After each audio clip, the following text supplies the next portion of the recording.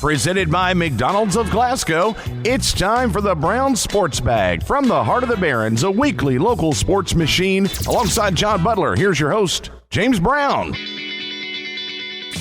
Well, John, we have you on the phone line today. We will have Joe Mercer, boys soccer coach for Barren County, joining us about 4:30. Joe, come up the side stairs. There's nobody else around because it's Labor Day weekend, or Labor Day, I guess, and then everybody's on holiday. Except for me. I'm here. I'm here because it's Monday and we have a show on Monday, John. John, thanks for joining us today. You're welcome. Look forward to it. This is going to be a big week this week. Yeah, I mean, it's a week we've been waiting for I don't know, for a very long time, to be honest with you. What are we at, 7 months now since March 13th, thereabouts, when they stopped the state basketball tournament? I think that's right. Yeah, we have had golf, but other than golf, that's was actually tonight. With volleyball, there's volleyball and soccer games going on tonight. Yeah, I guess as we've talked about before, golf is a team sport the way it's set up in high school, but it's still pretty much an individual sport in a lot of ways. And so this is the first day of team sports we've had since March 13th. And as you mentioned, I mean, we've got right off the rip, we have Barren County hosting Caverna in a volleyball match tonight over at Barren County High School. Real quick, let's talk a little bit about some of the restrictions if you're wanting to go to the games. It's a 30% capacity. There will be... it's 30% for football. 30% for football. Is that not the same for volleyball? No. Oh, okay. I did not realize that. No, but, I think it's 20 or 25%, but I don't think they one's indoors and one's outdoors, so that plays a role a little bit in the role of it, but it's 20-25% for most volleyball games will be fine. Okay. But they will have, at entrance, you have to get a temperature check, that kind of thing, as I recall. Is that correct? It's a temperature check, and also you have to fill out a questionnaire, too. Okay. And masks are required, not just to get in, but to stay in, too. So I hope everybody understands that and tries to comply as best as possible, because it's a big deal to put this on. Yeah. I did a quick review of both the Barren County guidelines and the Glasgow guidelines. Obviously, I missed that 20% part, or 25%, whatever that number is for indoor sports. But the mask requirement is the same, and this is basically the guideline that came from the state last week.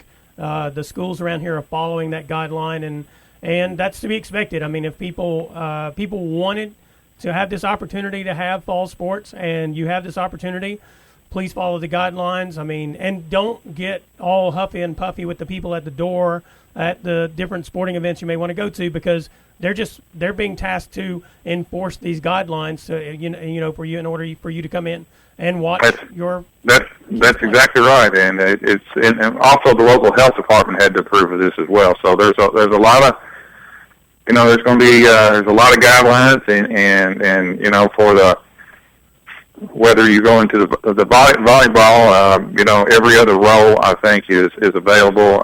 Soccer, if you go to a soccer game, there's places on the field with an X.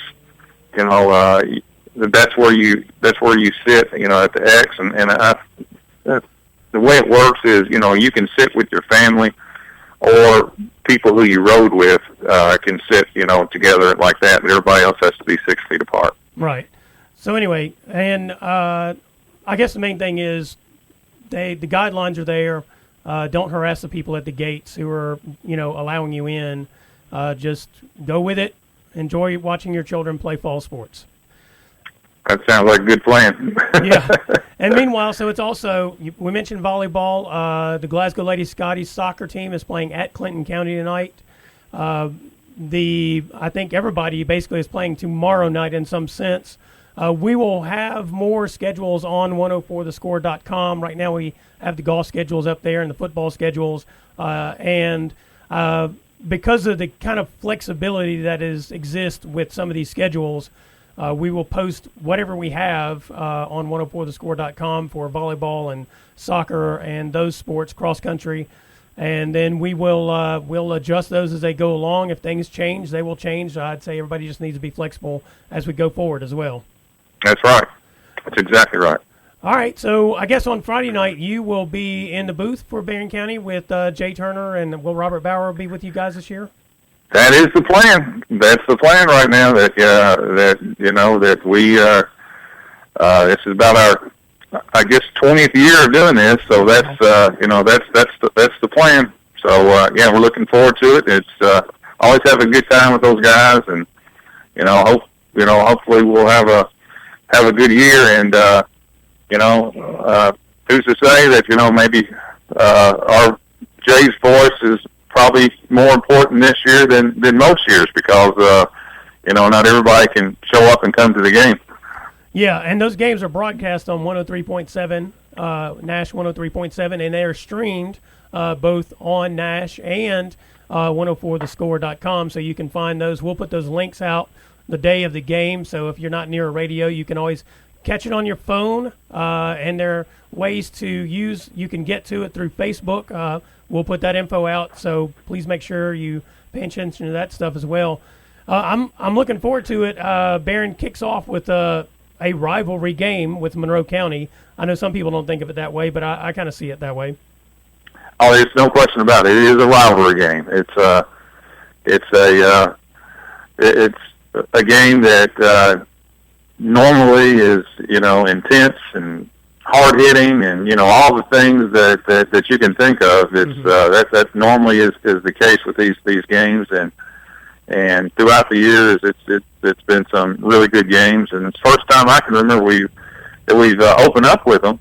But it's I'm sure both schools are looking forward to it. Yeah, and you mentioned hard hitting and that kind of thing in close games. I mean, there have been years where this game's been decided basically on the last play. I mean, there's been several years that's been the case. And also a lot of years, John Pettit was on the sideline for Monroe County. He has not been for until this year again for a few years, but he's back as a head coach, which I think raises the ante a little bit, because one of his former players, Jackson Arnett, is over here leading the Trojans. That's exactly right. And, Coach Pettit is, has always doing a good job. Now he's taken over from Billy Joe Murphy, who I thought did a good job. To be perfectly honest with you, they have been beset with, and we've talked about this in the past. The deal with Monroe, they've just been beset with injuries throughout the years, and that's probably been their biggest obstacle. And so the one thing with Monroe, when they're healthy, they've been pretty tough, but they've been beset with injuries, and Barron's got a lot of players back. They've got the quarterback Jamison Bewley is back, and I thought he was outstanding last year, his first year of varsity competition, really, at the starting quarterback. He'll be a junior. Got several good receivers back, and got Gavin Withrow. I think Barron should have a good team. I'm cautiously optimistic with the team. You never know how any of these schools are going to be right now due to, the COVID and the restrictions and how much practice that you've been able to get in and so forth. So, there's a lot of unknowns that are out there. But I think on paper, Barron probably has a slight edge going into this game. Yeah, you mentioned the receivers. I mean, there's also Jamarcus Miley, who's been playing at receiver since. Yeah, he's a 4-year starter. Yep, 4-year starter. They have a couple of kids that have one moved from across town, sat out last year, Max Wilson. He played some as a sophomore at Glasgow. And then you have a kid named Bryson Legg, who looks all the part of being a good football player. He's originally from Owensboro, but this is his first year at Barron to play football. And they've got some good Corbin Murphy, good tight end. Yep, they've got some good-looking linemen who are back. I know that was a part of the team that they lost a good chunk of last year. Yeah, I mean they have, as I said, have not been able. Normally by this time of year I've been able to watch a scrimmage and things like that, and of course nobody has been allowed to scrimmage. So it's a little bit difficult to predict where everybody is right now. But just with I think going into this year, it would be a big benefit to have a lot of returning players back. Yeah. Just because I think it'd be difficult to put a whole lot of different and new stuff in right now, just due to the lack of organized practice time, and I do think it will benefit. Barron, this is, I think, Coach Jackson's third year, maybe his fourth year right now. So he's got his system in and so forth. Got a returning quarterback back, and that's been rare for Barron. Barron has not had a lot of returning quarterbacks over the last 10 years. Oftentimes, has been the first year starter has been a senior. Yeah. And Jameson, anytime your quarterback is back, plus he can play, and Jameson Buey, he can play. That is a huge asset for anybody. Yeah, meanwhile, across town, the Glasgow Scotties, they open with Allen County on Friday night. They host Allen County.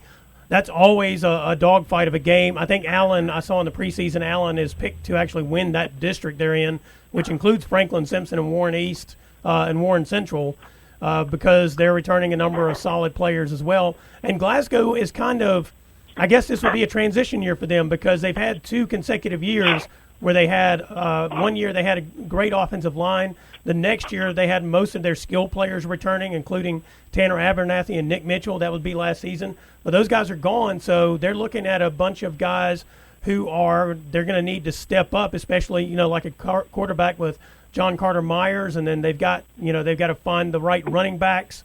They should have, I think their line should be pretty decent. They've got a number of those guys back, like Tad Shelton and that kind of thing, Tristan Franklin. So it's going to be a transition year for the Scotties in terms of they don't exactly have experienced players back in terms of starting on the offensive side this year. Yeah, I'll tell you what, you couldn't ask for 2 better kind of rival games to start off the year with both, with Barron and Monroe and Glasgow and Allen. Yeah. That's your district in basketball, baseball, and and all these other sports. It's your district. Right. Allen has been talked about a lot. I think they're pretty high on their team coming back this year with Allen County. What I've been able to see on TV and some of the reports, so they got a lot of juniors and seniors, and they've been kind of sitting on this year. They've been kind of 500 the last few years, and so they got most of their players back as well. Glasgow, it doesn't matter. It seems like to me, since I've been been here for the 30 years, that it doesn't really matter how many players Glasgow loses. They have such a good quality program that they never drop off too much, and I think their quarterback's going to be really good. He's got great intangibles, Carter Myers, and he played well last year when he had to fill in at quarterback. There's really good defensive players. They always have good skill players and backs. It doesn't really matter who they lose, and their line's back. So I think that could be an extremely good football game. Yeah, a couple of kids that I didn't mention, like Jay Long last year really showed up well for the Scotties as the other receiver, more or less, that they'd have to go to a lot of times. And he got an opportunity to really get a lot of touches. And then they have, Hunter Scott was pretty much an outstanding football player wherever he was on the field. Yes. And they just they've got players that they've got enough good athletes where they can kind of move players around, and that kind of also it's always good to be able to play more than one position. To be position ready is what I like to call it. And Glasgow has those type of players. Yeah. Meanwhile, I know high school is kicking off. Also, Caverna will be at Breckenridge County on Friday night, and Eric Lasley there. He's looking to improve upon the recent outings. Their schedule should be conducive to them being having a pretty competitive season, I would say. Of course, numbers is always kind of the thing at Caverna, getting enough players to, not just wear out, especially against some of the more physical and better teams. Yeah, that's been their biggest issue in the last so many years is just, they've struggled with numbers, and as the year goes on, it makes it more and more difficult. Yeah. So I wish those guys the best. Meanwhile, college football got started last Thursday. Well, I guess really the Saturday before, but last Thursday was the first kind of lead into the first somewhat full slate of games. And Conference USA teams played, I think, in 4 of those games over Thursday and Saturday. And it kind of didn't look that great for Conference USA in a lot of ways. The 2 wins they got were against FCS schools, and the 2 losses they took. Southern Miss lost to South Alabama on Thursday, which has apparently led to Southern Miss's coach Jay Hobson resigning today. That's the reports. I guess we'll know the full reports soon. And then Army just... I've never heard of a coach resign after the first game. I mean, that's pretty extreme. I mean, I was shocked.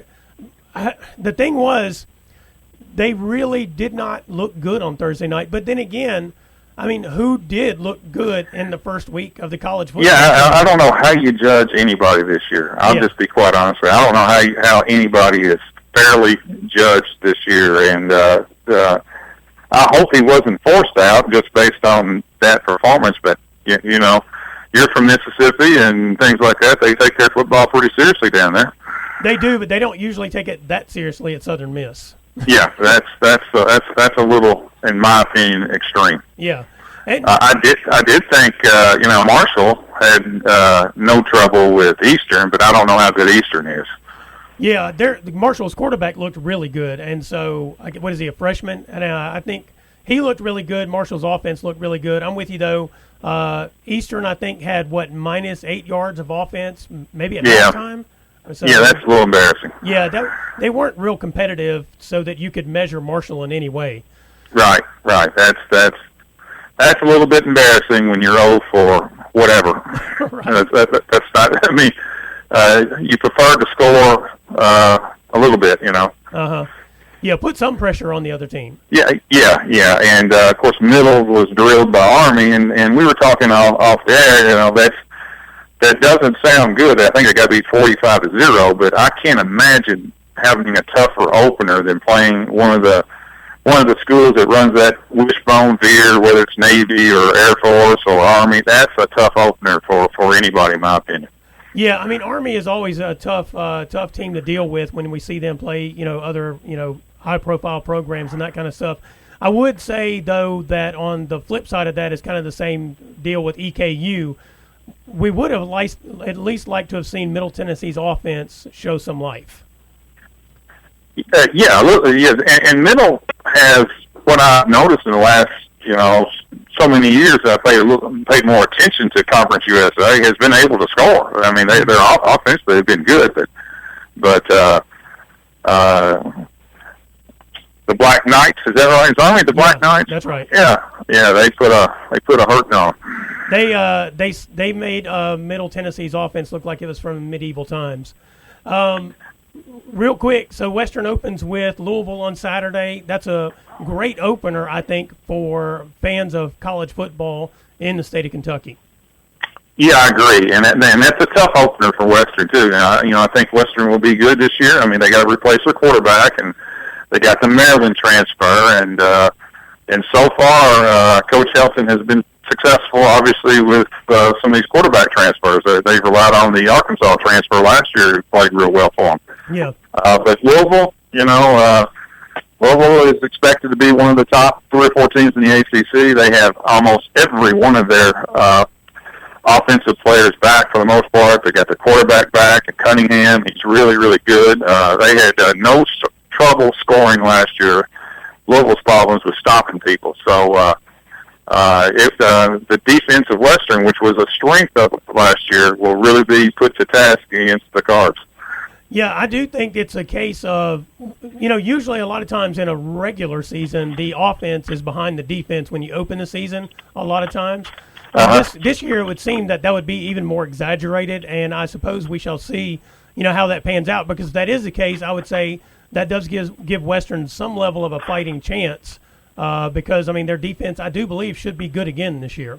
They should be, but nobody, for the most part last year, slowed Louisville down. I mean, Louisville was in shootouts all year, and they were put up 40, 50 points a game, and this will be a big-time challenge for the Toppers, but it's a game that I know they're happy to be able to play. One time it looked like they were going to lose a lot of these guaranteed games. This is financially a big game for the Toppers. That's right, and you'll be able to hear that game right here on this station on Saturday. So don't miss that. And don't miss coming back. This is the Brown Sports Bag brought to you by McDonald's of Glasgow. We'll be right back. Presented by McDonald's of Glasgow, it's back to the studio with James and John, the Brown Sports Bag. Well, we're back. We have Joe Mercer with us, Barren County boys soccer coach. Joe, thanks for joining us today. Not a problem. I enjoy it. So you and I talked a little bit before when nothing was mandatory, and we were just discussed even then. I came out and shot some photos, and we just discussed just the struggle of getting ready for the season in a position where you as a coach couldn't really demand anything of the players, or you were just kind of at the mercy of the circumstance. You weren't even sure, how things were going to work out, and So the last couple of weeks, the last week, you guys have really been able to go full time. I wonder now, how have things improved or changed for you? Right. When it wasn't mandatory and we were only allowed 10 players at a time, we were struggling with numbers. I'd have anywhere from 3 to 5, mostly. But now once we've been able to have a full-fledged practice, we've had our full 40 there, which, numbers for us this year hadn't been an issue at all. Now we're all there, and it's good to, I think the kids enjoy being around each other and kind of trying to get back to a sense of normalcy. Yeah, and I imagine that the district situation is a little peculiar this year, but we'll talk about that in a minute.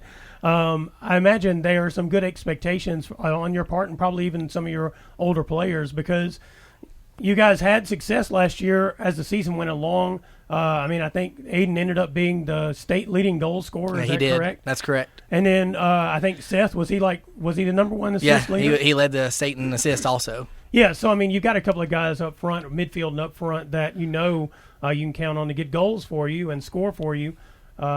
So I imagine that kind of changes the expectations for also the other players on the team. Right. I'd say our expectations for this season are probably higher than they've ever been for Barren County. Yeah.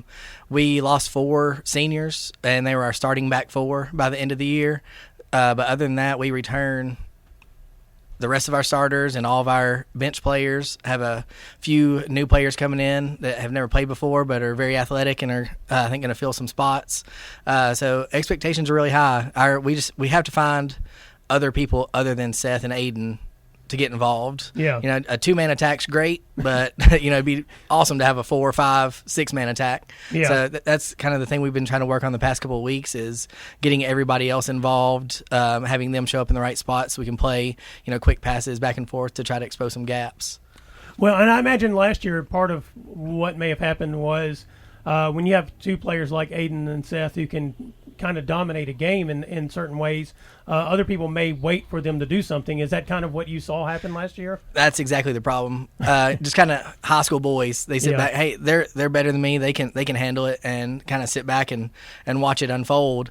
We have to let them know, yes, those 2 are very good players, but they'll be even better if we can surround them with other people that they can play 1-2s with and make runs and things like that. Yeah. So outside of Aiden and Seth, who are some of your players that you're looking for to step up this year? Well, again, like I said, we return every offensive player. Got Landon Hester coming back. He'll be a junior. And another player that he's never played offense for me, but this year we're moving him up there, is Enrique Colorado. He's been a defensive mid / center back for me the past couple of years, but he's very good with his feet, and we played him back in the back out of necessity the past couple of years. Yeah. So we're going to try to push him forward this year. So we're looking at big things out of him, and then we also have Sam Baldwin. He'll be a senior this year, plays on the outside. Pacey Botts plays on the outside, another senior. So hopefully out of those, group 4 or 5 right there, that we can hopefully get some more things going with Seth and Aiden. Yeah, and you guys, you mentioned you replaced your defensive line, I guess, basically, so you're going to ask some people to kind of step in and improve, I suppose, as the season goes along. Right. Yeah. We last year Skylar Newberry missed basically the entire season with a knee injury, and he's back this year, and so that's a big defender that we're going to have back. He'll bring some speed and a little bit of experience that we don't have and the other positions in the back. Then we have two new guys, never played before. They're both seniors. They play other sports. Byron Reynolds and Zach Wasson, both of them looking to add some speed to the back and some athleticism. And then, we still have another spot back there, and, that could be filled by variety of people. Have Leighton Coffey, another senior looking, hopefully he'll step up. And you got Scout Page is another guy that started playing last year. He's showing some improvement, and Johnny Peden. So we have a handful of people. I'm just looking for somebody to emerge and take that spot. Yeah, who's in goal for you this year? It's Cody Kopus again. So this will be his third year as our starting goalie, and he's improved so much since he started as a sophomore for us. Came up with huge saves last year, a bunch of PK saves. So we're really glad to have him back. Yeah. Now let's talk about your district setup a little bit, because last year, right before the season started, Clinton County disappeared. Right. I mean, I don't know what happened. That's the only way I could think of, is they were just there one day and gone the next. Right, in terms of pretty the much. program. So that left you guys with you and Glasgow and Monroe. Right. But this year, Allen County has started they actually started the program a couple of years ago, but this is the first year they're going to have a varsity boys program, right? Right. Yeah, they've been JV the past couple of seasons, and we've played them in JV games. Yeah. So, and they're sliding into that district slot. Now, does Monroe have a boys team this year? They do, but they are out of our district now. Okay. Russell County also has started boys soccer team. So Monroe got moved into their district along with Clinton. Okay. So it's a 3-team district over there, and then a 3-team district with us. Right. Okay. Well, that makes sense. So I imagine then, as you kind of look at it, I mean, it's going to be. I'm not discounting Allen County just right out of the gate, but they don't have much experience playing at this varsity level. So, and you guys in Glasgow do. Right. I imagine you and Glasgow both probably look at this situation as it's a dogfight between the two of you to set up that seeding. Because the winner would get a bye in the first round, which Right. is pretty automatic to the region, right? Yeah, that would be nice. And, I think I said it last year, Glasgow, they've got a stranglehold on our district and have for, 5 years or so now. I've kind of lost count. It's been a while. Yeah, so, we, like I said, we're looking forward to the season, and we have enough talent. We think we can take that back. Yeah. Now let's talk a little bit about your schedule. You guys open tomorrow at LaRue County. Is that right? That's correct. And that's usually a pretty good team to match up with. I say early in the season, pretty good measuring stick as a program, aren't they? Yeah, we play them pretty much every year, and it's usually a 1 or 2 goal game outcome either way. So looking forward just to see what we look like against some unfamiliar opponents other than ourselves. Yes, other than you guys in a scrimmage at practice, huh? Right. And then you guys host Russell County on Thursday. Yeah, so that'll be our first home game, which we've also turned into our senior night. Yeah. Since just like this whole year, we don't know what's going to happen from one day to the next. So that'll be our senior night against Russell County, and it's their first season to have a team, so we have no idea what to expect out of them. Right. So I don't know, it'd be interesting. And then you guys are at Muhlenberg County the following Tuesday, is that right? I think that's a Monday. Oh, I think. yeah, that's right. Yeah, we go to Muhlenberg. Hadn't been there in a while. They have a nice turf field, though, Yes, to play on. So, again, we haven't seen them in probably 4 or 5 years. Yeah, and then it's Butler. You guys are at Hart. Then on the 22nd, you guys host Glasgow. And I guess a week after that, you guys host Allen County. So you guys, I mean, you have I don't know, maybe a standard schedule in terms of the teams you're going to play, other than like Allen and Russell, because they didn't have plenty teams Right. before. When you put this schedule together, or as this schedule is evolving, what kind of flexibility have you built into it? Because you've already mentioned we don't know what's going to happen, and I think a couple of weeks ago, Scott Settlemoyer and I were talking about the fact you could have a game scheduled for Thursday night, and you could get a call, and they say, "Well, we can't do it," Right. or something like that. Right. Well, typically you play with 21 games, or you're allowed to play up to 21 games in a season. This year it's been knocked back to 14, and we started with 14, and now we've already been knocked back to 12, just with people canceling for various reasons. We're not doing our Trojan Classic this year that we've done. I mean, I don't know, 10 Forever. plus years. Yeah. Yeah. So we're not doing that this year. So it's definitely been a struggle to find a schedule. Like we were told at first, you could have 14 games. So I went out and scheduled 14 games. Right. Then they were told you can't have any more than 3 in a week. And then we had a couple weeks where I had 4 because we were playing tournaments on the weekend. So so it's been just a nonstop of just moving things around the best we can. So hopefully this is what we got, and we'll go with it from there. Still, if I could add 2 more, I would. Yeah. But like I said, just with how everything is right now, it's pretty impossible to find somebody that fits in that perfect spot. Yeah, I think maybe a message to parents and fans is be flexible, because you don't know, you don't know how the schedule is going to really play out. Right. When I sent my schedule out to the parents, and I told them these are all subject to change, and I probably sent out 20 revised schedules of practice and everything. Yeah. So it's just, and my parents have been great. They understand that I don't know what's going on, and nobody above me knows what's going on. It's just kind of it gets filtered down, and we do what we're told, and kind of go from there. Well, I look forward to it, and I look forward to the season. I look forward to watching your guys play again. They were really exciting last year. Yeah, we're excited. Hopefully we get to actually finish the season, but we think we can have a great season if we can just get it played, and I know the boys are itching to get out there and just have some competition. Yeah. Anything else you can think of, Joe? Not that I can think of. Just again, I would say like to see you out there, but we don't know how the fan situation is going to look either. Yeah. I know there's different protocols and things like that, but I don't know, just keep track of us, and hopefully you'll see some good things. I think if anybody wanted to know, they could go to the Barren County Schools website, and I think they have the protocols on the website. I know I shared them on Twitter earlier, so you can check them on at BC Sports. I think you can find them there too if you do the Twitter thing. Yeah. So if you're John and I talked about them at the opening of the show, and they're different for the sports indoors and outdoors and the protocol. So don't take it from me. Go look it up on the website where it's official, with the Barren County Schools website where it's official, and make sure you know what's going on. Right, and they might change daily, so so check them out the day of the game for sure. Yeah, stay updated. Yes. Well, Joe, thanks for joining us, and good luck to you guys this year. No problem. Thanks for having me. It's Brown Sports Bag, brought to you by McDonald's of Glasgow. We'll be right back. Presented by McDonald's of Glasgow, it's back to the studio with James and John, the Brown Sports Bag.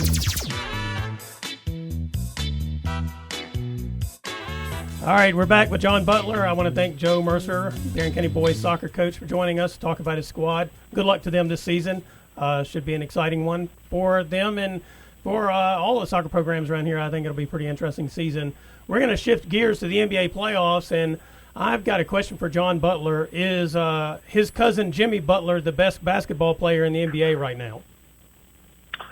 Well, he's I don't know if I'd put Jimmy as the best. I think he's the best leader. And he is, you're talking about a perfect match for a team and a player. And oftentimes that's the key, where do you fit in Miami with Pat Riley and their culture of intensity and so forth. That is, because there's no probably more intense player in basketball, maybe Russell Westbrook, than Jimmy Butler. And boy, he fits that team to a T, defensive oriented, and just a work ethic down there. And then you put a lot of good role players and good shooters around him, whether it's Tyler Hero, and you got the other Kentucky player, Bam. Miami is probably not the best team in basketball, but it's a team that, you're going to have to fight if you're going to beat them. Miami this year kind of reminds me of Toronto last year. What you have is you have a player on your team who can do kind of whatever he wants on the basketball court, both on the offensive and defensive end. He's not as good as Kawhi Leonard, in my opinion, but he kind of makes up for that by the fact that he does have that intensity, and the other players on that team feed off that intensity. And so they really do. It sets up a situation where they always feel like they can win the game, and thus far they've proven that mentality is the thing that really is key. They are, they're fun to watch because I like teams that are that have shooters and they play hard. I think that's the perfect team that I'd ever want is the team that they can really defend and get after you, but at the same time, they got shooters around them, and there's no question about it. They know who their best player is and their leader is. That's Jimmy Butler, and I like Miami. I like them a lot. Yeah. You know, whenever I saw them playing in the bubble, and I think a couple of weeks ago I told you I really thought Toronto had a chance to get to the NBA Finals just because I thought they played defense better than anybody else, and I had not actually seen Miami play at that point. And then I watched the Miami game. I didn't reassess this live on air, but I thought to myself, I really had not considered the fact that Jimmy Butler is a pure reflection of Pat Riley on the court. And he really is. It's been a long time because, Dwayne Wade I thought was that as well at Miami. I know LeBron got all the discussion, but I really thought Dwayne Wade was always the key because he was the personality on the court, that they fed off of, in my opinion, whenever the big three were there. And even going back before then, you go back to the days whenever Pat Riley was coaching the Heat and you had people like Alonzo Mourning and Tim Hardaway, they were unable to win a championship while he was there doing that, but that team had that kind of personality. And even go further back in time when Pat Riley was coaching the Lakers, and Magic Johnson may not have had that personality off the court, but he certainly had that killer personality on the court. Yeah, and it's, like I said, a lot of success in sports actually comes down to where you land. And as we said, Jimmy Butler was kind of considered maybe an outcast or somebody you couldn't get along with when he was at Minnesota and things like that. But all of a sudden, when you put him in a better place, like where he's at right now, it's a totally different situation. And he's found that spot, and Miami just has a really good culture, and he's taking advantage of that. Yeah, I go back to when he was at the Bulls and Derrick Rose was out, and then he kind of landed in the spotlight while Derrick Rose was out with the Bulls. And the Bulls made the decision to stay with Derrick Rose, and they really probably should have stayed with Jimmy Butler at that time because it felt like he and Thibodeau fit with each other better than Derrick Rose and Thibodeau did. Right. And you kind of look at it, the Bulls had a tradition of making, Jerry Reinsdorf and all were there, it seemed like they had a tradition of making the right decision in those kinds of situations, but they didn't then, and it just the Bulls have not recovered from that. And Jimmy Butler, as you said, he went to Minnesota, and basically he called out Karl Anthony Towns and Wiggins there, as not being ready for prime time. And I guess when he went to Philadelphia, he probably felt exact same way there too. And he seems like he was right in both of these occasions. It seems like it. I'm not going to give him too much credit for that. Sometimes you have to maybe as a leader help shape the younger players around you. But that's certainly the case where he wasn't overly impressed with the Philadelphia culture or the Minnesota culture, but he clearly has found a good place in Miami. And I think Miami would be the dark horse. I don't think they're talented enough, to win it all. But who knows? They're one game away from being in the conference finals. Yeah, I do think they are good enough to win the East. But I'm with you. I do too. I don't think they're good enough to beat the Lakers or the Clippers when you get right down to the brass tacks of it in the finals. That's probably true, but it wouldn't be the biggest upset in history. No, because this whole season is, the COVID-19 thing has made the whole season strange. But even within the bubble, when you watch some of these games, a lot of players are being exposed in terms of their actual probably knowledge on the court of the game in a lot of ways, especially defensively. Yes. No question about it. And I'll be honest with you, I've not watched a ton of the NBA. I generally try to turn it over there and kind of watch the last quarter or so forth. But what I have seen, the games have been well played. Yeah. It really has. It's been good basketball for the most part. So I have to give them credit. It's different because there's no home court advantage. That's the other unusual thing about it. So that is always a big factor in almost every sport, home court advantage, and it's not at all in this one. The Celtics were up 2-0, and it looked like they were going to go up 3-0, and they gave up a three on an out-of-bounds play with 0.5 seconds to go to lose to Toronto, and now all of a sudden it's 2-2, and they're in danger. If they lose the ninth, they're in serious trouble. Yeah, I think one of the things the bubble has also exposed is intensity, how intense these players are for 40 minutes or, 48 minutes is the key to these games, because there's no external thing to get them motivated, as you mentioned, without the home court advantage. So all of the motivation has to come within the team and within each player themselves. There's no question about it. Now, they are on national TV, and I know they're aware of that, but they're not going to get the cheering from the crowd or the booing from the crowd. Sometimes, there are players who actually like playing on the road and get enjoyment out of, that aspect as well. Yeah, the Reggie Millers of the world. That's correct. That's right. Well, this is Brown Sports Bag, brought to you by McDonald's of Glasgow. We'll be right back. Presented by McDonald's of Glasgow, it's back to the studio with James and John, the Brown Sports Bag.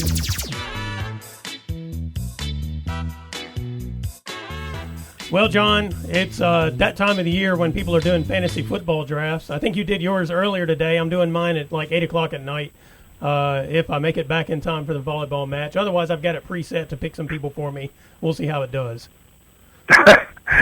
You can tell you don't take it too seriously if you're going to let somebody else pick them for you. That's 90% of the fun is pick them yourself. Oh, is it? Okay, my bad.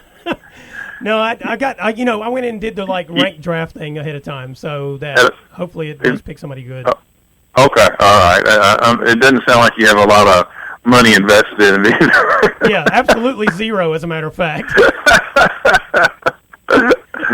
Yeah, I don't gamble. I don't gamble, John. I only bet horses that I know will win, and that's only that's based on if they're only the only horse in the race. There you go. That's what I was going to say. Real quick, I didn't put this on the list, but before I ask you about fantasy football, what did you think about the Kentucky Derby on Saturday?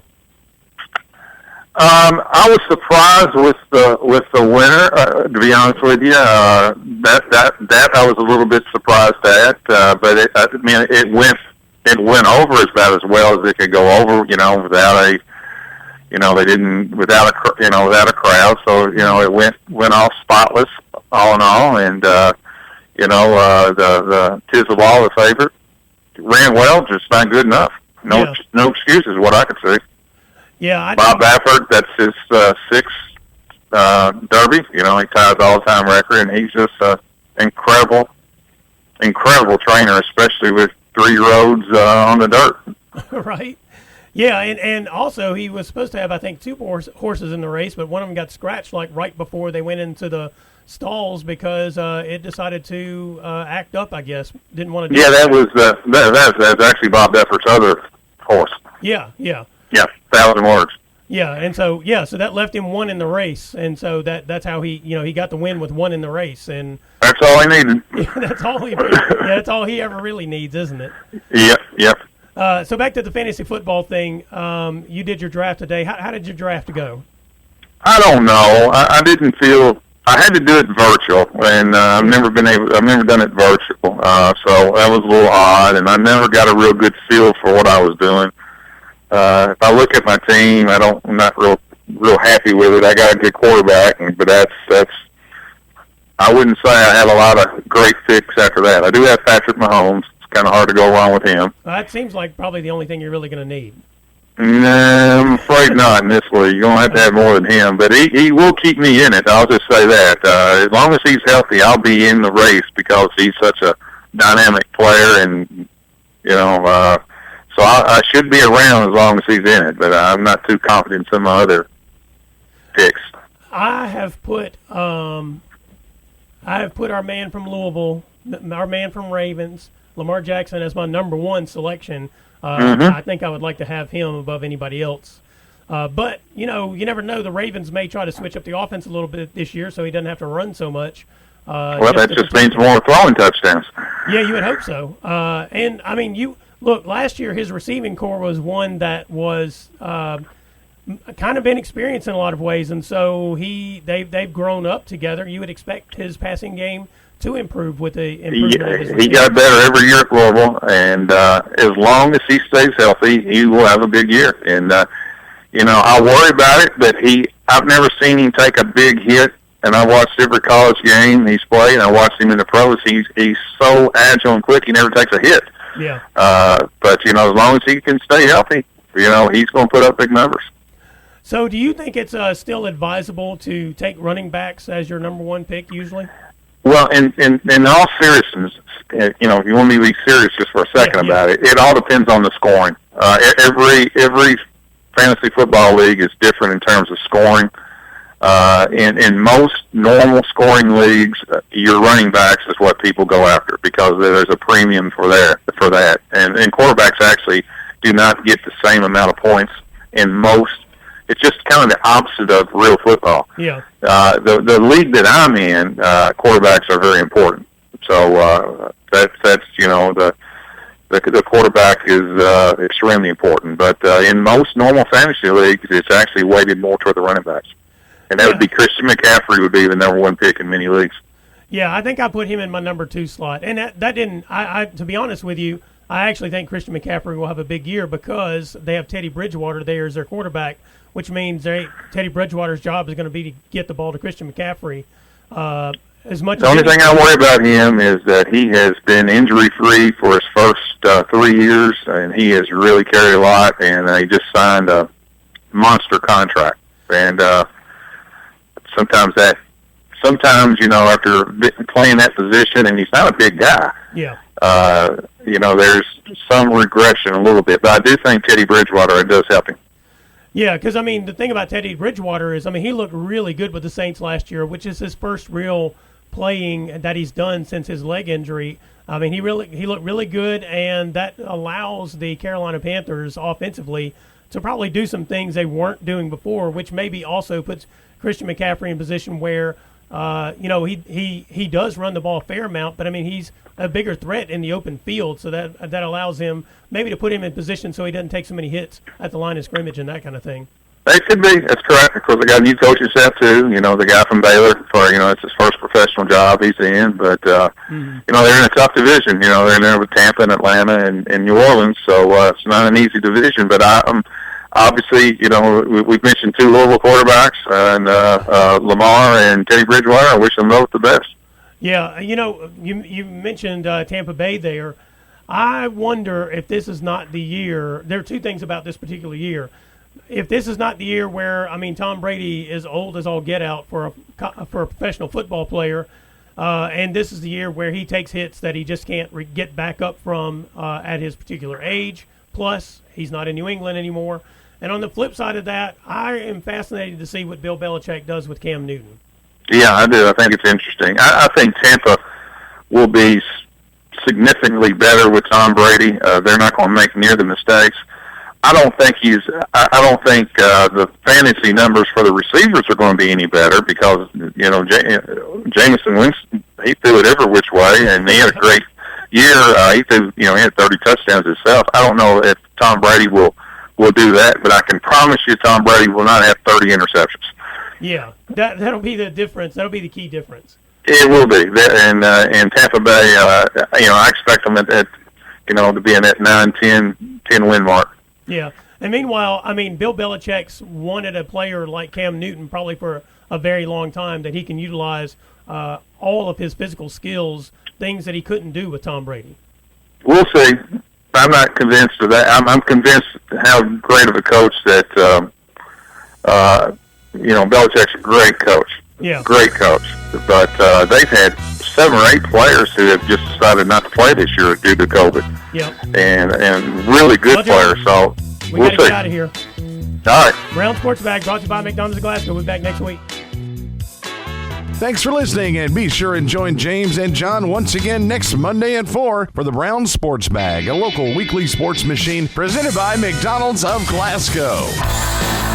Coming soon to your FM dial, this is Fox Sports Radio, WCDS Glasgow, AM 1230.